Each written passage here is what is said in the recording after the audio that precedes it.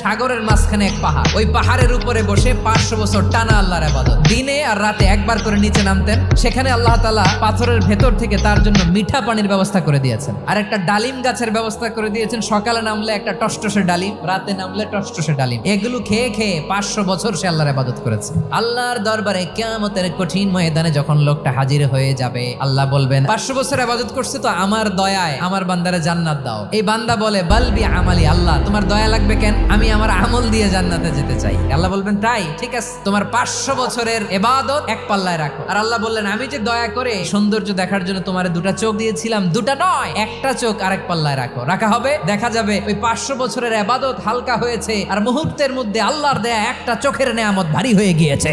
ফলাফল দেখো, হিসাব বলে তুমি এখন জাহান্নামে যাবা, যাও এবার জাহান্নামে যাও। এবার লোকটা কাচুমাচু করে বলে আল্লাহ এবার আমি বুঝতে পেরেছি তোমার দয়া ছাড়া দুনিয়ায় কেউ জান্নাতে যেতে পারবে না।